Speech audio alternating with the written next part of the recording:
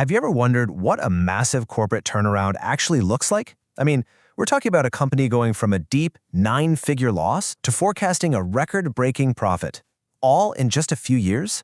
Well, today we're diving into the incredible story of Sumitomo Corporation's V-shaped recovery, and it really all starts with this one very powerful chart. Okay, so just take a look at these numbers.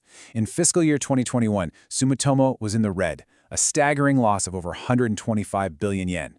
Fast forward just 1 year, boom, a complete 180, with a profit of nearly 288 billion yen. And they're not stopping there. The forecast for fiscal 2025 is a massive 570 billion yen. So the big question, the one we're all thinking, is how on earth did they pull that off?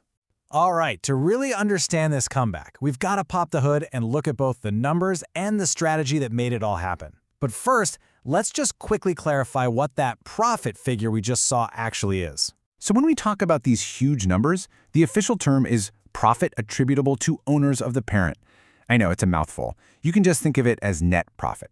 It's the ultimate bottom line. The money that's left over after every single bill, tax, and expense has been paid. It's the purest measure of a company's success. And for Sumitomo, that number swinging so wildly tells you something really big was changing. So what was the secret sauce? Well, it definitely wasn't just luck. This whole turnaround was orchestrated by a super comprehensive plan they called Shift 2023. And trust me, this wasn't just some document that sat on a shelf. It was their complete blueprint for change. And the mission statement from that plan says it all. Our goal is to build a highly profitable and resilient business portfolio. The key words there are profitable and resilient. See, they didn't just want to make a quick buck. They wanted to build a business that was tough, one that could withstand whatever the world threw at it. The plan basically attacked the problem from 4 different angles. They got really smart about shuffling their assets, they supercharged their main businesses, they turned sustainability into a way to actually grow, and they completely reinforced their management foundation.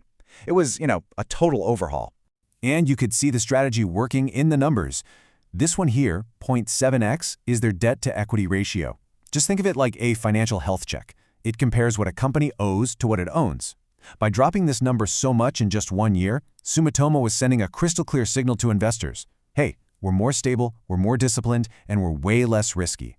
But this strategy wasn't just about moving money around.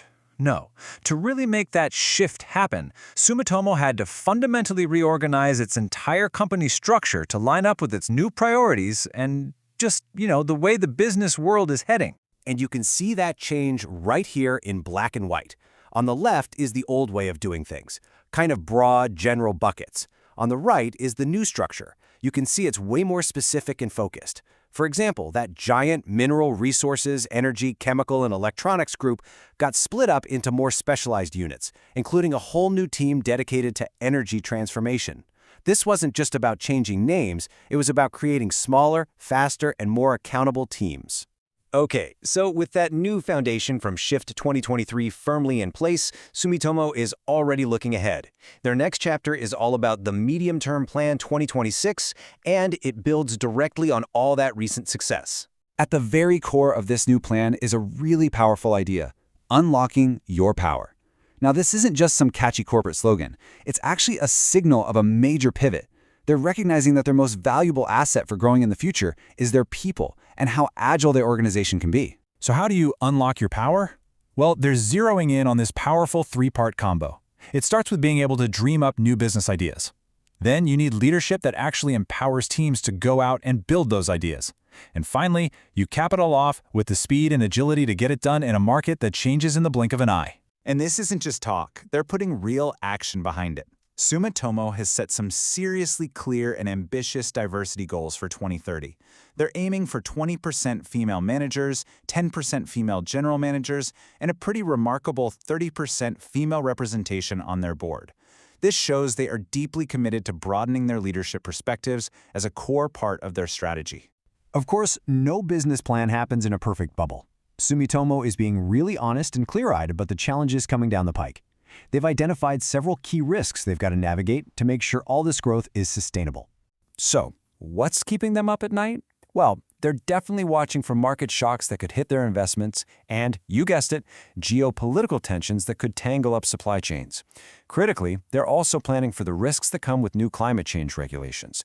And maybe most important of all, they know that if they can't attract and keep top talent, this whole strategy could be in jeopardy. So, after taking this deep dive into Sumitomo's amazing turnaround, what's the big picture here? What should we really be watching as this global giant keeps evolving?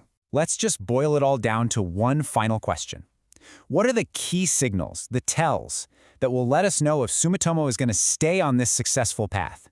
Where should we really be focusing our attention? It really all comes down to three things. First, green transformation, or GX. How they turn the massive shift to a low-carbon world into a real business opportunity is going to be absolutely critical. Second, their discipline in managing their portfolio. We need to watch for more smart decisions in buying and selling assets to keep their business profitable and resilient. And finally, their focus on their people, on human capital. Their ability to empower their teams isn't just a nice goal, it's the engine for their entire future. Keep an eye on these three areas because this is a story not just of a financial recovery, but of a company truly transforming itself for the future.